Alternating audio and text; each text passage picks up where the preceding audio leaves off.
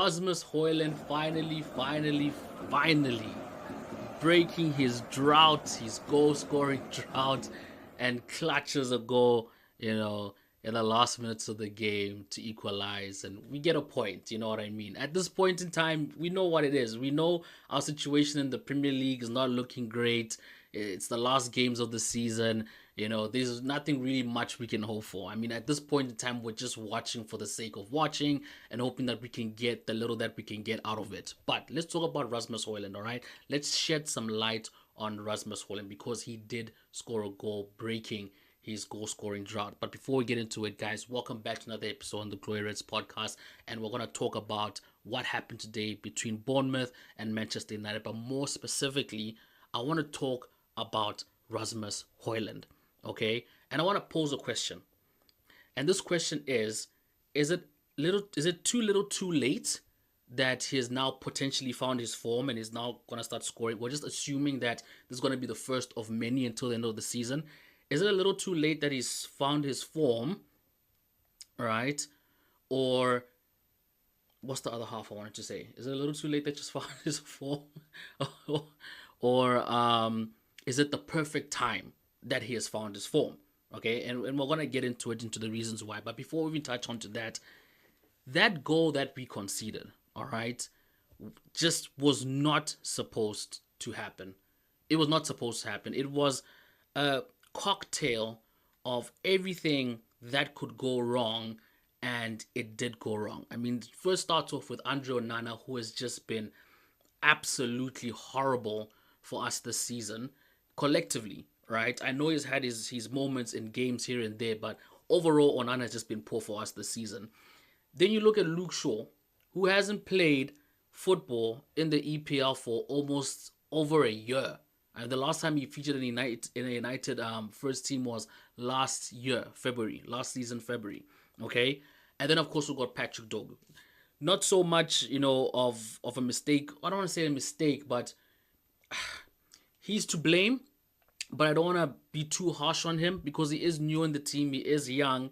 And I don't want to give excuses. But I think the initial fault starts with Andre Onana. And I'm not trying to pick on him. So don't get me wrong. But Andre Onana should have just played the ball out. Plain and simple.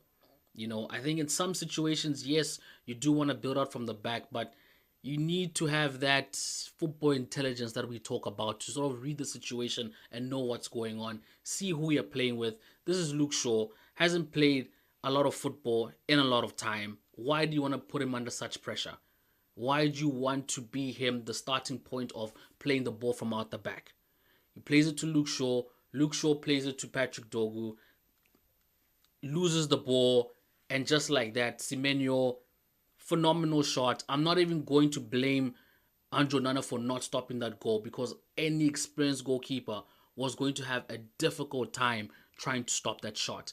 And then just like that, Bournemouth were 1-0 down, flashbacks. We literally haven't beaten Bournemouth in, I don't even know how many games, but when I checked, they beat us earlier this season.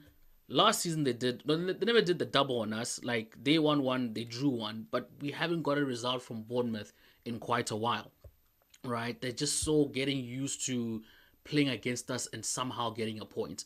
And even when they went a man down, we still struggled against this 10-man Bournemouth side, right? And on top of that, that red card was even controversial, right?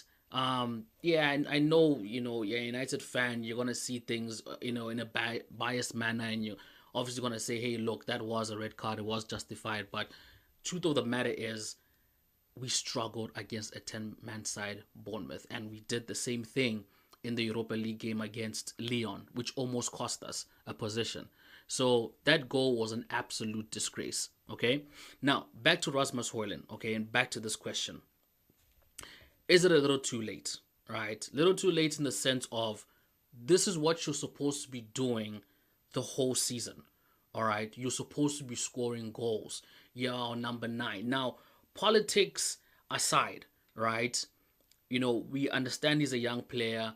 We understand he doesn't have a lot of experienced players in his position for him to feed off and learn from. And quite frankly, I don't even know who is working with him behind the scenes. Prior to that, we knew those Van Nistelrooy, we knew those Benny McCarthy working with the strikers.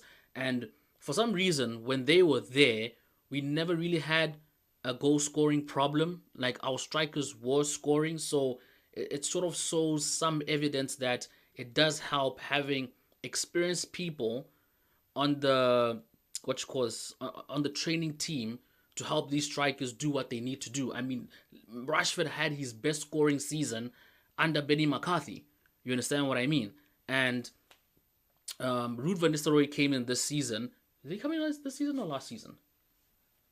I think it's this season, yeah, because Benny McCarthy left.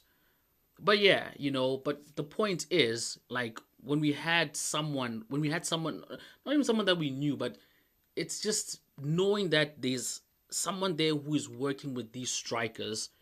We don't really seem to have a problem with strikers going long periods of time without scoring goals. And now that that's out of the management, we don't know who is there to help these strikers score goals. And maybe we need to look at that. Maybe we need to see who we can bring in to really focus on these strikers and help them, more especially Rasmus Højlund. And looking at that game, especially when Cheeto came in, he just looked way more comfortable in that upfront position than Rasmus Højlund. His positioning, the way he receives the ball, the way he moves in the box, that pass from Luke Shaw, he cut past the defender, got the ball, slowed himself down, looked up where the goal was, took a shot on target. On target. Yes, it was saved, but what he did with that short amount of time that he had, the little space that he had, the little time that he had, for him to instinctually know what to do, right? Get ahead of the defender, win the ball, still have time to see where the goalposts are, take a shot, and for it to still be on target. He did everything right that a striker needed to do, and even slowing down in that box, putting the defender under pressure, the defender knowing that, hey, I need to be careful here, right? Because he's won the ball, he's bigger than me, he's slowed down, clearly he's now got his eye on target. If I make a mistake, he wins a penalty. That's worst case scenario. Best case scenario, if the defender is experienced, he wins the ball. And I think very fortunate that that goal was saved. The goalkeeper was just on his game. But when you look at players like that coming into the system, and Rasmus Højlund supposedly being the more senior striker, player ahead of Chido Obi Martin, it's a bad look. It's really, really a bad look. And obviously, Chido is not going to replace Højlund anytime soon, right? Højlund, it seems like Ruben Amorim really wanted to work for Rasmus Højlund, right? Now, like I said, little too late, right? We're at the close of the season. Are these goals going to mean anything in the Premier League? No. Are they going to mean anything in the long run? Potentially, yes. It reinstates our faith back into Rasmus Højlund if he's going to score goals until the end of the season, right? Because now it's going to give us hope that, maybe with Chilo coming into the team, you're feeling a bit threatened and, I need to step up my game. You could really tell how emotional it was, how he really felt putting that ball behind the net. It was like, geez, man, this was a long time coming. This thing needed to go behind the net. And we were so close because he could have been offside. And for a split second, when they showed that instant replay, and I saw his arm stretched out, I'm like, oh man, this might be offside, And I'm thinking, if it's going to be offside, what is this going to do to his morale? Right? Because at this point in time, I'm not worried if we win, lose, draw the game, because it's not going to make any significant change to our position in the league. Relegation has been confirmed. Liverpool just wrapped up the season. EPL is done. You know what I'm saying? I'm not saying you don't go and play with your heart out there, but it is what it is. All right? Now on the flip side, why is this perfect that he has found his form, or he's broken his drought and he's starting to score? We still have the Europa League. Joshua Zirkzee, who has just been clutch for us, all right? Turn of the season, he just hit the ground running. He just found his form out of nowhere. He just found confidence. He just started moving in a different way. It was a huge stark contrast from when he first started playing versus when that switch happened, and we completely saw a different side of Joshua Zirkzee. And now that he's gone, that's a huge, huge, huge element that we're missing from the team, because he was one person that, even if he was not scoring goals, just his confidence being up front to hold up play, to connect play, just to what you call it, have that presence in the box to make defense think like, yo, man, this Joshua Zirkzee guy has really had a turn. We need to keep an eye on him. Whereas I feel with Rasmus Højlund, sometimes he gets like, and honestly, he gets like too much of the ball, but when he does get the ball, it's not really like a hassle for the opposition. You don't really see the panic in them and whatever, because they know he's out of form. So Rasmus Højlund scoring this goal, could be a good thing, right? A good thing in the sense of it builds up his confidence. He's now like, okay, I've broken my drought. Can I go and do it again? Right? This is EPL aside. We're now looking at the Europa League. We do not have Joshua Zirkzee. We want to go to the final. We're playing Athletic Bilbao next, right? This is going to be a much more tougher opponent, compared to Lyon. And if you know United's history in Europe with Spanish teams, we don't have a good record. Let me just put it like that. We don't have a good record with Spanish sides in the Europa League. So this game is going to be a contest for us. All right. This, I don't know what it is, but Premier League games, it's like all form goes out the window.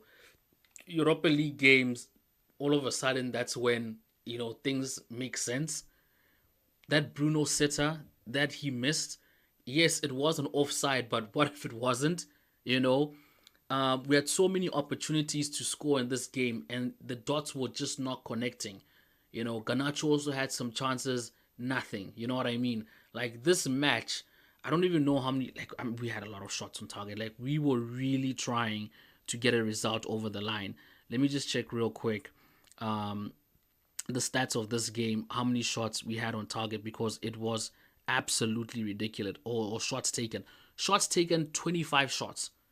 25 shots at goal, and obviously this came towards the latter part of the game, when we were fighting to get an equalizer and win, versus their 8 shots, right? They only had 1 shot on target, we had 6 shots on target. So I mean, even just looking at the stats, it came at a very desperate moment, and out of those 25 shots, we only managed to get 1 in, 1 out of the 6 that are on target, which is very poor.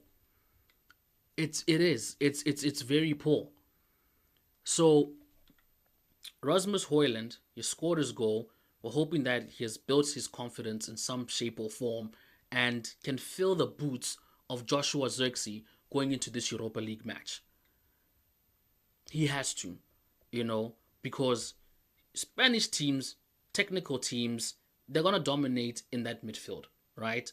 Bruno's going to be too busy trying to figure stuff out in the midfield, trying to hold the midfield, control it, find passes, etc. We need Rasmus to be on his game. We need that.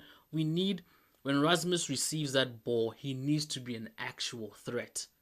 Like, we don't have time for in this latter part of the Europa League for the player to be in question with himself. Right? It's the final stages. Everyone needs to be. I know it's been a long season. These players have played a lot of games. Some of them are coming straight from injury. It's hectic. It's crunch time, But you need to find that little bit of willpower to go and get the job done. You see how Liverpool got the job done today? They didn't waste time. They're like, fine, on the final game of the season, but this is the game that decides the season, right? We can win the league today. And we don't have to worry about the rest of the games. We can win it today. We have to be on it, right? Start of the match, Spurs get their first goal. Didn't shake Liverpool's confidence. They just went back 1, 2, 3, 4, 5. They're like, hey man, we had a mission. The mission was to come and win the league today. And that was it. That needs to be our mindset going into this game, right? That has to be Rasmus Højlund's mindset going into the rest of the season, where it's like, the whole season has been poor. There hasn't been like good moments, but no, overall it has been poor. It's the what you call it, the last stage, the last phase of this marathon run. I need to just find everything and give it my all. I need to see this thing through. I need to finish strong. So again, my question: do you guys think it's a little too late that he has scored his goal, and that, from this goal he may find something in him to be like, okay, I've got the goal, let me continue, let me finish off strong? Is it a little too late that he has scored the goal and potentially could help us, or help him gain that momentum to finish the league strong, you know? And do you think it's perfect that it has come now? We've been begging for this moment to come, but do you think it's sort of like perfect timing? Xerxes gets injured, Rasmus Højlund breaks his goal scoring drought, and then hopefully something can happen afterwards. Tell me what you guys think. And we look forward to Athletic Bilbao. It's going to be a very good match. Premier League, man, it is what it is. We're just seeing the season out, but we look forward to the Europa League. But anyway, guys, catch you guys in the next video, and I'm out. Peace.